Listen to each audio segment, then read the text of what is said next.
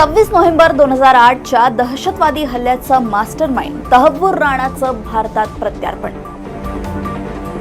तब्बल 15 वर्षांनंतर तहव्वूर राणाला भारतात आणण्यात येणार आहे। यासाठी सरकारी वकिलांची करण्यात आली आहे नियुक्ती। व्हिडिओ कॉलद्वारे होणार आहे सुनावणी।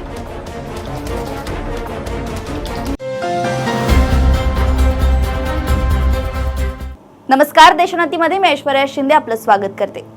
भारताच्या इतिहासातील काळा दिवस असलेल्या 26 नोव्हेंबर 2008च्या दहशतवादी हल्ल्याचा मास्टरमाइंड तहव्वूर राणाचं आज तब्बल 15 वर्षांनंतर भारतात प्रत्यार्पण करण्यात येत आहे।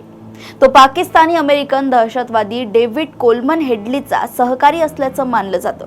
या दहशतवादी हल्ल्यांमध्ये 6 अमेरिकन नागरिकांसह एकूण 166 लोक मारले गेले होते।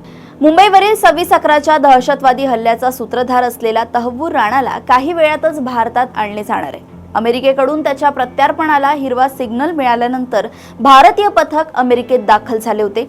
भारतात आणल्यानंतर राष्ट्रीय तपास यंत्रणांकडून त्याची चौकशी केली जाईल आणि नंतर त्याला न्यायालयात सादर केले जाईल। तहव्वूर हुसेन राणाचा जन्म पाकिस्तानच्या पंजाब प्रांतातील चिचावतनी येथे झाला।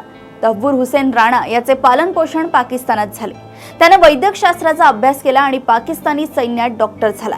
पण डॉक्टर तहव्वूर राणा दहशतवादाचा मास्टरमाइंड कसा बनला? तहव्वूर राणाची शिकागोमध्ये डेव्हिड कोलमन हेडलीशी मैत्री झाली। दोघेही जुने मित्र असले तरी ते अनेक वर्षांनी भेटले आणि ही मैत्री पुन्हा घट्ट झाली।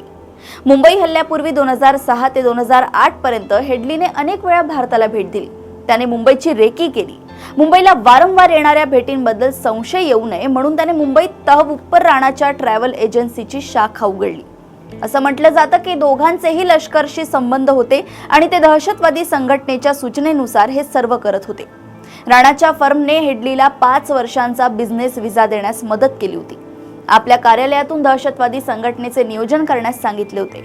राणाने हेडलीला दहशतवादी हल्ल्यासाठी आर्थिक रसदही पुरवली होती।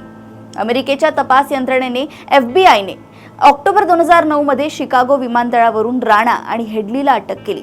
दोघेही डेन्मार्कला झीलँड्स पोस्टेन नावाच्या वृत्तपत्राच्या कार्यालयांना लक्ष्य करण्यासाठी जात होते। झीलँड्स पोस्टेन वृत्तपत्राने मोहम्मद पैगंबर यांच्याबद्दल काही वादग्रस्त व्यंगचित्रे प्रकाशित केली होती, ज्यामुळे त्यांना लष्कराकडून हल्ला करण्याचे आदेश मिळाले होते। तहव्वूर राणा आणि हेडली यांनी 2002 ते 2005 पर्यंत अनेक वेळा पाकिस्तानला भेट दिली। या काळात त्याने लष्कराच्या प्रशिक्षण शिबिरांमध्ये देखील भाग घेतला होता। प्रकरणाशी संबंधित खटले आणि इतर बाबी चालवण्यासाठी विशेष सरकारी वकील म्हणून वकील नरेंद्र मान यांची नियुक्ती करत आहेत। ही अधिसूचना प्रकाशित झाल्याच्या तारखेपासून 3 वर्षांच्या कालावधीसाठी ही नियुक्ती असणार आहे। सूत्रांनी दिलेल्या माहितीनुसार राणा दिल्लीत पोहोचल्यानंतर त्याला न्यायालयीन कोठडीत पाठवले जाण्याची शक्यता आहे आणि व्हिडिओ लिंकद्वारे त्याला न्यायालयात हजर केले जाईल।